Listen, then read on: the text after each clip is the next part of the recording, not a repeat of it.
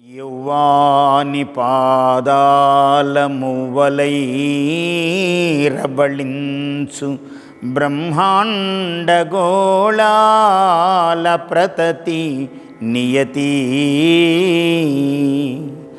యౌవాని ఘనకుక్షి ఇహపర విద్యలకు అక్షరార్ణవమైన అమృత కలసి యౌవాని దంతంబు కృతి సర్వపర్వమై భారత భారతీ భాగ్యమయ్యే యౌవాని శుభముఖంబు ఏకార్ణమంత్రమై ఓంకార రూపమై ఉర్వినిండే అతడు కవులకు కవి అయిన అమృతమూర్తి ప్రథమ పూజలనందెడి ప్రథిత కీర్తి విఘ్ననాయకుడు అతడు నిర్విఘ్న రీతి జగతి బ్రోచుత సకల వాంఛాప్రదాత కోరిన కోర్కెలన్నీ ఇచ్చి భాద్రపద శుద్ధ చతుర్థి నాడు ఎవరైతే ఆయన్ని పూజిస్తారో వాళ్లకు సకల వాంఛలను తీర్చి ఆయన వాంఛాలతా సిద్ధి గణపతి అయి వల్లభ గణపతి అయి వరసిద్ధి వినాయకుడై లోకాలను బ్రహ్మాండాలను ఆయన పాలిస్తూ ఏలుతూ పూజలు అందుకుంటూ ఉన్నాడు మహానుభావుడు. అటువంటి గణాధిపతి గురించి మనము తప్పక చెప్పుకోవలసిన కొన్ని ముఖ్యాంశాలు ఉన్నాయి. హరిహరాదులందరూ కూడా ప్రప్రథమ పూజ గణపతికి చేయక ఏ పనిని మొదలుపెట్టిన సందర్భము లేదు. అఖిల పురాణములు వేదములు గణానాన్త్వా గణపతిగుం హవామహే కవిం కవీనాం ఉపమస్రభస్తమం జ్యేష్ఠరాజం బ్రహ్మణాం బ్రహ్మణస్పత ఆనశృణ్వన్నోతిభిः సేద సాదనం. వేదములో గణపతి ఎన్ని విధాలనో పూజింపబడ్డాడు. సకల వాంగ్మయములందు ఏ మహాకవి అయినా మొట్టమొదట గణపతి గురించి రాయకుండా కావ్యము వ్రాసిన సందర్భము లేదు. ప్రతి కవి ఆ వాక్ అనుగ్రహము కోసం, ఎందుకంటే ఇహపర విద్యలకు అక్షరార్ణవమైన అమృత కలసి అన్నాను. ఆయన కుక్షియే ఒక అక్షర అర్ణవము, అక్షర సముద్రమైనటువంటి అమృత కలశము ఆయన కుక్షి. పెద్ద బొజ్జ ఉంది అంటే ఆయనకు బొజ్జ నిండా అక్షరాలే. ఎందుకంటే అక్షరాలకు బొజ్జయే మూలము. వాడికి పొట్ట నిండా పొట్టబోస్తే ఒక అక్షరం లేదండి అంటాడు, లేదు అంటే చదువు లేదంటే, ఉంది అంటే వాడికి పొట్ట నిండా చదువే ఉందండి అంటాడు. అంటే పొట్టయే అక్షరాలకు మూలము. ఎందుకంటే పరావాక్కు ప్రారంభమవుతుంది బొడ్డులో, నాభిస్థానములో. పరా పశ్యంతి అనేది హృదయానికి వస్తుంది. మధ్యమ కంఠదేశస్థ, కంఠములోకి మధ్యమ అని వస్తుంది, అదే వాక్కు. వైఖరి విశదామత, వైఖరి అనే వాక్కు మనం మాట్లాడేది. పరా పశ్యంతి మధ్యమ వైఖరి, ఇలా సర్పములాగా బయటికి వస్తుంది వాక్కు. అందుకనే సర్పాన్ని ఆయన కడుపుకు ఇలాగ పొట్టకు చుట్టుకున్నాడు. అందుకే నాగయజ్ఞోపవీతము అన్నారు గణపతికి. అటువంటి గణపతి ఎంత సులభుడు. గరిక పూజల మెచ్చు గబ్బివేల్పు అన్నారు ఆయన్ని. దూర్వాంకురముల పూజలకు చాలా ఆనందిస్తాడు ఆయన. ఆ 21 ఆయనకిష్టమైన సంఖ్య. ఏమిటయ్యా దూర్వాంకురములు? వేదంలో ఏమన్నాడు? సహస్రపరమాదేవి శతమూలా శతాంకురా సర్వగుం హరతు మే పాపం దూర్వాదుస్వప్ననాశిని కాండాత్ ప్రరోహంతి.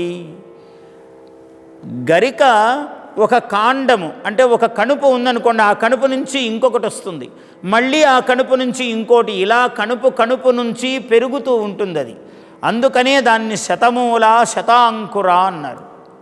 అంటే వందల కొలది వేల కొలదిగా విస్తరిస్తూ ఉంటుంది గరిక. ఎవ్వరూ గరిక చెట్టు తెచ్చి నేను నాటానండి పెంచానండి అని అనవలసిన పని లేదు. నేను ఫలానా చోటు నుంచి ఈ గరికను తీసుకొచ్చానండి మా తోటలో పెంచాను అని చెప్పవలసిన పని లేదు. ఆమె సహజ సంభవ, ఎక్కడైనా ఉద్భవించగలదు. శతమూల శతాంకుర సహస్ర పరమాదేవి అన్నారు. అమ్మవారు సాక్షాత్తు పార్వతీ స్వరూపము. పార్వతి అంటే ఏమిటి? పర్వతరాజ సంభవ అంటే పర్వతములు నేలలు ఎక్కడ పడితే అక్కడ అమ్మవారు పెరుగుతూ ఉంటుంది. భారతీయ సంస్కృతి ఎంత గొప్పదో చూడండి. ప్రతిదానిని పరమేశ్వర తత్వముతో అనుసంధానము చేయడము భారతీయుల యొక్క ప్రత్యేకత. సనాతన వైదిక సంప్రదాయం. ఎలుక అదెంతండి? చిన్న ప్రాణి. దానిని ఏనుగంతటి స్వామి ఎలుకను వాహనంగా పెట్టుకున్నాడు.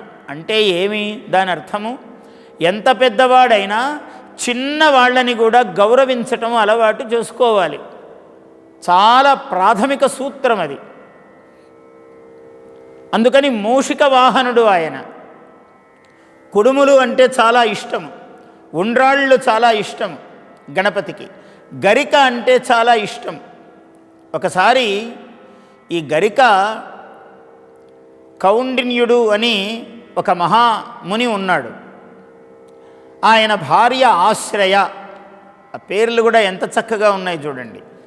అంతా ఇప్పుడు పేర్లు పెట్టుకుంటూ ఉంటారు, ఏవేవో వెతికి వెతికి వెతికి నిరర్థకమైనటువంటి పేర్లు పెట్టుకుంటూ మళ్ళీ గురువుగారు దీనికి అర్థం చెప్పండి అని అడుగుతూ ఉంటారు. నొచ్చుకుంటారని ఏదో కష్టపడి నాకున్న పాండిత్యమంతా ఉపయోగించి దాన్ని ఏదో ఒక మంచి అర్థం ఉందని చెబుతూ ఉంటాము కష్టపడి.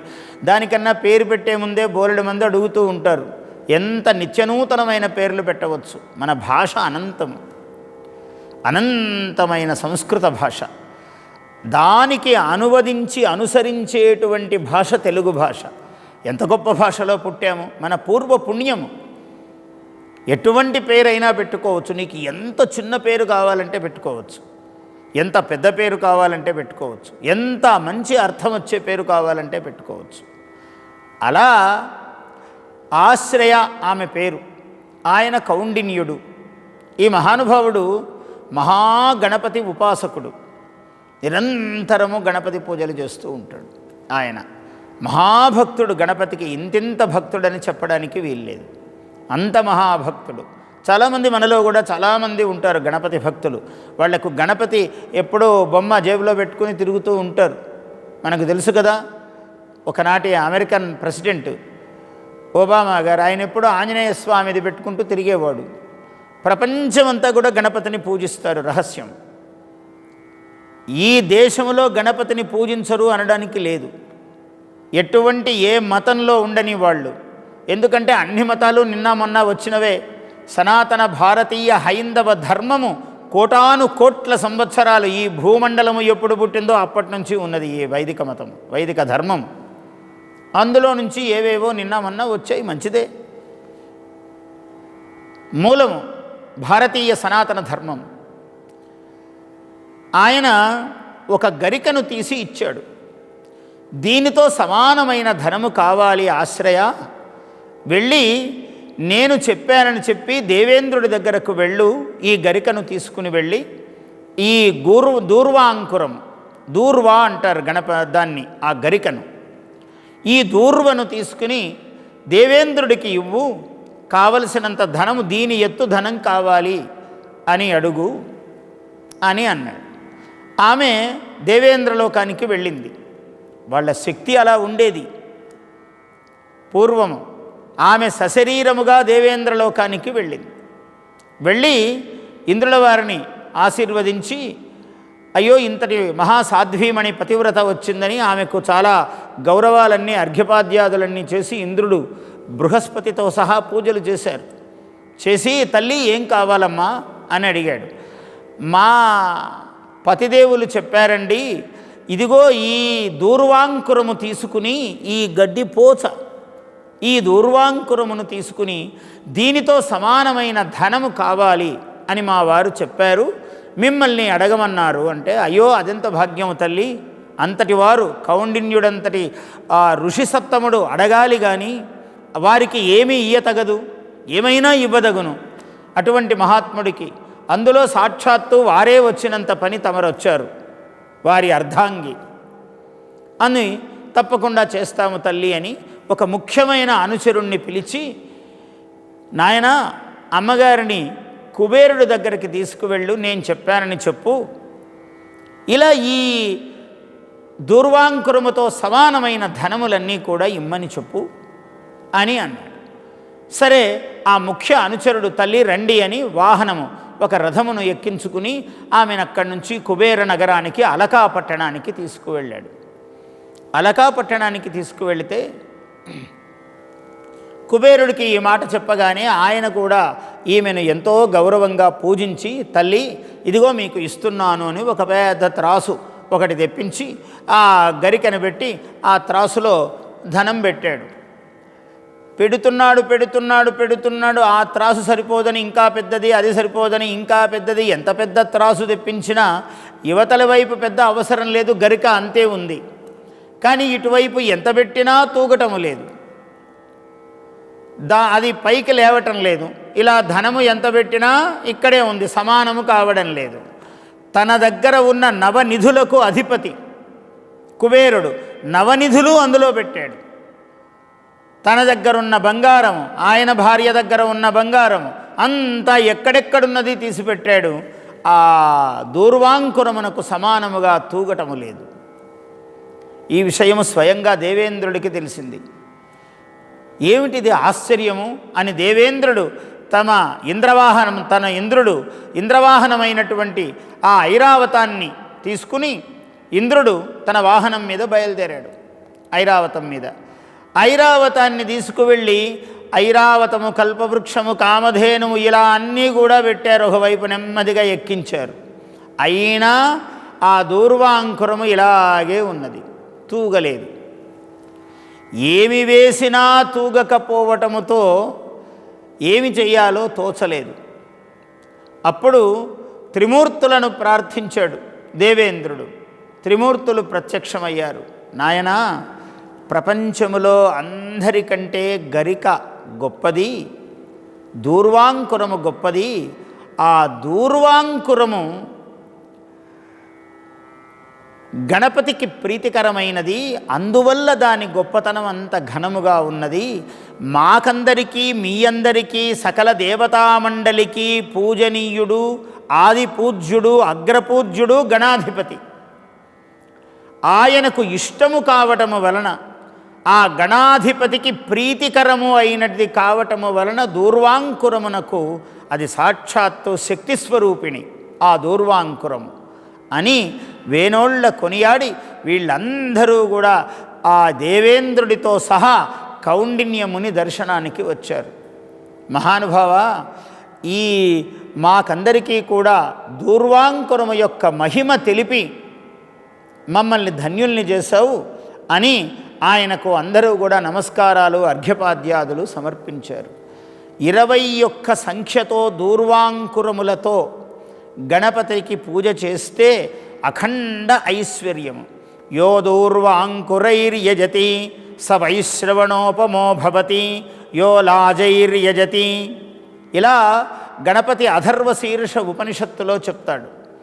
ఎవరైతే దూర్వాంకురములతో పూజ చేస్తాడో, హోమం చేస్తాడో గణపతికి, వాడు వైశ్రవణోపముడు, అంటే కుబేరుడితో సమానమైన ధనవంతుడు అవుతాడు. అష్టసిద్ధి, 8 సిద్ధులు గణపతి పాదాగ్రముల చెంత ఉంటాయి. అష్టసిద్ధులు ఆయన పాదముల చెంత. గణపతి భగవానుడు ఇయ్యలేనటువంటిదంటూ భూమండలము కాదు కదా, సకల లోకాలోకములలో లేదు ఆయన ఇయ్యలేనిది. ఏదైనా ఊరిక క్షణములో ఇవ్వగలడు. ఆయన చాలా సులభ ప్రీతి గల మహానుభావుడు. గణపతి సులభంగా ప్రీతి చెందుతాడు. కుడుములంటే ప్రీతి, గుంజిళ్ళు అంటే ప్రీతి. ఒకప్పుడు ఆయన ఒక దావానలుడు, ఒక మహాజ్వాలానలుడు అని ఒక రాక్షసుడు పుట్టాడట. ఈ రాక్షసుడికి దేవలోకము, దేవతలందరూ భయపడిపోయారు. భయపడిపోయి విష్ణుమూర్తిని శరణజొచ్చారు. స్వామి ఎలాగా అన్నారు. ఏమీ లేదు, మీరు గణపతిని ప్రార్థించండి, ఆయన అనుగ్రహం కలుగుతుంది మీకు అని చెప్పాడు మహావిష్ణువు. అందరూ గణానాన్త్వా గణపతిం హవామహే కవిం కవీనాం, కవులకే కవి ఆయన, అంటే సృష్టికర్తలకే సృష్టికర్త ఆయన. ఉపమశ్రవస్తమం, అందరూ ప్రార్థించారు. ప్రార్థించగానే గణపతి ప్రత్యక్షమయ్యాడు. ఎలా ప్రత్యక్షమయ్యాడు? బాల గణపతిగా ప్రత్యక్షమయ్యాడు. చిన్న గణపతి. వాళ్ళందరూ ఆశ్చర్యపోయారు. స్వామి ఒక మహా అగ్నిస్వరూపముగా వాడు విపరీతమైనటువంటి బలసంపన్నుడై జ్వాలామాలికలతో పేట్రేగిపోతూ ఉన్నాడు. అటువంటి రాక్షసుడి నుంచి కాపాడాలి అని మేము తమరిని ప్రార్థిస్తే ఈ బాలరూపములో ప్రత్యక్షమయ్యారే స్వామి, ఏమి ఈ వైభవము అని అడిగారు దేవతలందరూ. ఆయన చిరునవ్వు నవ్వాడు. మీకు రక్షణ కావాలి, నేను సంకల్పముతోనే ఇలా బాలగణపతిగా ఆవిర్భవించాను, మీకు ఈ రూపాన్ని ప్రదర్శిస్తూ ఉన్నాను అని, బాలగణపతిగానే మిమ్మల్ని అనుగ్రహిస్తాను అని ఆ జ్వాలామాలా కీలికా రూపముతో చెలరేగిపోతూ ఉన్నటువంటి ఆ అగ్నిని అని ఒక్కసారి ఇలా ఆవాహనం చేసుకున్నాడు. వాడు ఇంత పెద్ద జ్వాలామాలిక మహాభీషణమైన రాక్షసుడు, లోకాలోకములను దహింపజేస్తూ ఉన్నటువంటి రాక్షసుడు ఒక చిన్న నిప్పు కణికలాగా అయి ఇలా గర్భంలోకి వెళ్ళిపోయాడు. ఆ లోపల ఉన్నటువంటి తాపము తీరడానికి అప్పుడు అందరూ కూడా ఈ గరికలతో పూజలు చేశారట ఆయనకు. ఈ పచ్చదనము ఏదైతే ఉందో ఆయన తాపాన్ని ఉపశమింపజేసిందట. ఎందుకంటే తల్లి కదా, దూర్వా అనేది దూర్వాంకురము తల్లి. సహస్రపరమాదేవి శతమూలా శతాంకురా అమ్మవారిని, అమ్మవారు కాబట్టి తల్లి కన్నా ప్రీతి అయినదేముంది ప్రపంచంలో. ఆయనకు సిద్ధి బుద్ధి ఇద్దరు భార్యలు అన్నారు. ఇది కూడా ఒక అద్భుతమైన ఇది సిద్ధి, కార్యసిద్ధి. ఆ కార్యసిద్ధిని కలిగించేది బుద్ధి. అంటే ఈ రెండు తత్వములు గణపతికి. ఇవి భార్యలు అన్నారు, అంటే ఆయన్ని సేవించే లక్షణాలు అవి. అందువల్ల భార్యలంటే భార్యలను అనుకోరాదు. నువ్వు రూపం కల్పించుకుంటే అందంగా చక్కగా ఇద్దరి స్త్రీ రూపాలను కల్పించి ఆయన పక్కన పెట్టుకో. నీ పూజా విధానం ఎలా ఉంటే అలా చేసుకో, తప్పులేదు. కానీ అది మాత్రము తత్వం. రెండు సిద్ధి బుద్ధి, రెండు తత్వాలు. అందువల్ల అటువంటి మహానుభావుడు గణపతి కృష్ణుడంతటి వాణ్ణి రక్షించాడు. భాద్రపద శుద్ధ చతుర్థి నాడు ఆయన బాగా కుడుములు తిని ఒకనాడు వెళుతూ ఉంటే ఆ పొట్ట బరువుకి ఇలా వెళుతున్నాడు అని ఆ ఎలుక మీద నుంచి పడ్డాడట. పడితే పకపక నవ్వాడట చంద్రుడు. ఏమిరా, నన్ను చూసి పరిహసిస్తావా? పో, నీ ముఖము అదర్శనీయము, ఎవరికీ చూడరానిది అన్నాడు. పరిగెత్తుకుంటూ వచ్చాడు చంద్రుడు. స్వామి స్వామి, అపరాధమును క్షమించండి, లోకానికి సంతోషమును వెన్నెల ప్రసాదించి సంతోషాన్ని కలిగించేవాణ్ణి కదా, నాకు శాపమిస్తే లోకం ఏం కావాలి అన్నాడు. సరే, భాద్రపద శుద్ధ చతుర్థి నాడు ఎవరైతే నన్ను పూజ చేస్తారో వాళ్ళు నిన్ను నిరంతరము చూడొచ్చు, ఆ ఒక్కరోజు మాత్రం చూడకూడదు. తక్కిన కాలంలో నిన్ను చూడవచ్చు పో అని వరమిచ్చాడు. మళ్ళీ అంటే నీ ముఖమే చూడకూడదు అన్నదాని నుంచి భాద్రపద శుద్ధ చతుర్థి నాడు మాత్రము చూడకూడదు. ఆ రోజు చూస్తే నీలాప నిందలకు గురి అవుతాడు, అకారణంగా నిందలు వచ్చి పెడతాయి. కృష్ణుడు పరమాత్మ, అటువంటి వాడు అవతార పురుషుడు. ఆయన ఎప్పుడు పాలు వెన్న, ఎంత గొప్ప విషయమో చూడండి. ప్రపంచంలో దుర్మార్గులు అన్ని ప్రాణులను హింసించి తింటూ ఉంటారు. పాలు వెన్న తినేవాడు ఎంత సత్వగుణ సంపన్నుడు మహానుభావుడు భగవంతుడు. అందుకని లోకానికి దారి చూపించాడు. అలా పాలు తాగుదామని రాత్రిపూట ఇలా వెండి గిన్నెలో పాలు పెట్టుకున్నాడట. ఇందులో నుంచి చంద్రుణ్ణి చూశాడు ఆయన పొరపాటుగా. అందువల్ల ఆయన శమంతకమణి ఎత్తుకుపోయాడు అని సత్రాజిత్తు ఆయన మీద నింద వేశాడు. అది అరణ్యానికి ఆయన తమ్ముడు వేసుకుని వెళ్ళడము, ఆయన్ని ఒక సింహము సంహరించి అదేదో మాంసఖండమని ఎర్రగా మెరుస్తున్నదని ఆ రత్నాన్ని తీసుకుపోతూ ఉంటే శమంతకమణిని, దానిని జాంబవంతుడు ఆ సింహాన్ని సంహరించి తీసుకువెళ్ళడము, ఆ జాంబవంతుడు గుహలో పెట్టుకోవటము, మళ్ళీ కృష్ణ పరమాత్మ వెతుక్కుంటూ వెళ్ళి పూర్వ అవతారములో జాంబవంతుడు కోరాడు, స్వామి బలవంతుణ్ణి మీతో యుద్ధం చెయ్యాలి, బాహుయుద్ధము అని అడిగాడు. ఈ అవతారములో సాధ్యం కాదు, నీకు రాబోయే అవతారములో అది ఇస్తాను అన్నాడు. అలా ద్వంద్వయుద్ధము బాహుయుద్ధం చేశారు. చేసి ఆ జాంబవంతుణ్ణి నిర్జించి ఆయన ఆ మణిని తీసుకుని తన రామరూపాన్ని దర్శనం చేయించి జాంబవంతుణ్ణి తరింపజేసి ఆ మణితో సహా జాంబవతిని కూడా వివాహమాడి వచ్చి సత్రాజిత్తుకు ఇస్తే, నీవు మహానుభావుడివి, నీ అంతటి వాడికి నింద వేసి నేను అపరాధం చేశాను, ఈ అపరాధానికి నాకు ప్రతిచర్యగా ఒక అనుగ్రహముగా స్వీకరించండి, ఈ దోషపరిహారముగా అని తన కూతురైన సాత్రాజితి అయినటువంటి సత్యభామను ఈ మణితో సహా కృష్ణ భగవానునికి ఇచ్చి ఆయన తరించాడు ఆ సత్రాజిత్తు. ఈ కథ వినడము ఈ భాద్రపద శుద్ధ చతుర్థి నాడు విఘ్నేశ్వరుడికి పూజ చేసి ఆ విధంగా పొరపాటుగా పాలలో చూడటము వల్ల కృష్ణుడంతటి వాడు నీలాపనిందలు వహించి మళ్ళీ గణపతిని పూజించటం వల్ల ఆయన అపకీర్తిని తొలగి అఖిల ఐశ్వర్యాలు పొందినవాడయ్యాడు. అటువంటి అద్భుతమైనటువంటి లీలామానుష విగ్రహుడు స్వామి భగవానుడు. అసలు హైదరాబాదు మొత్తము మన భారతదేశమేమి ఈరోజు విదేశాలు అన్ని చోట్ల ఈ భాద్రపద శుద్ధ చతుర్థి నుంచి 9 రోజులు 10 రోజులు అవసరమైతే 11 రోజులు ఇలా ఎలాగా అనంత పద్మనాభ చతుర్దశి నాడు మళ్ళీ ఈ అనంత పద్మనాభ రూపుడైనటువంటి గణపతిని గంగా ప్రవేశము చేయిస్తారు, నిమజ్జనం చేస్తారు. అంటే 10 రోజుల పాటు చతుర్థి నుంచి చతుర్దశి వరకు, అనంత పద్మనాభ చతుర్దశి వరకు. ఆ తర్వాత ఇక మనకు ఋతువు మొదలవుతుంది. దాని తర్వాత పితృపక్షాలు మొదలవుతాయి. అందువల్ల ఆ మహానుభావుడు తల్లి ఒడి చేరుతాడు. ఈ కారణంగా గణపతి మహాద్భుతమైన లీలా ప్రదర్శనముతో కలవు చండీ వినాయకవు అన్నారు. కలియుగములో శీఘ్ర వరప్రసాద దేవతలు 2 ఉన్నారయ్యా, ఒకరు చండీ, గణపతి 2 ఉన్నారు అన్నారు.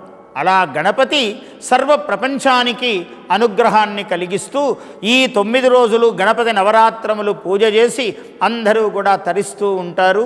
10వ రోజు ఆయనని నిమజ్జనం చేస్తారు. ఇది మహావైభవోత్సవము. అయితే ఈ కరోనా కారణముగా ఈ సంవత్సరము అలా నిమజ్జనాలు, పెద్ద ఊరేగింపులు ఇవన్నీ లేకపోయినప్పటికీ కూడా ఎవరి మనస్సులలో వాళ్ళ మనసే ఒక మానస సరోవరముగా చేసి గణాధిపతిని పూజించి అందులోనే నిమజ్జనము చేసి ఆయన యొక్క దివ్య అనుగ్రహాన్ని అందరూ కూడా పొందాలి అని అవధాన సరస్వతీ పీఠము నుంచి శుభాశంసలు, శుభ ఆశీర్వచనాలు తెలియజేస్తూ స్వస్తి ప్రజాభ్యః పరిపాలయంతాం న్యాయ్యేన మార్గేణ మహీం మహిషాః గోబ్రాహ్మణేభ్యః శుభమస్తు నిత్యం లోకాః సమస్తాః సుఖినో భవంతు. కాలే వర్షతు పర్జన్యః పృథివీ సస్యశాలినీ దేశోऽयं క్షోభరహితః బ్రాహ్మణాः సంతు నిర్భయాः అపుత్రాः పుత్రిణः సంతు పౌత్రిణः అధనాः సధనాः సంతు జీవంతు శరదాం శతం.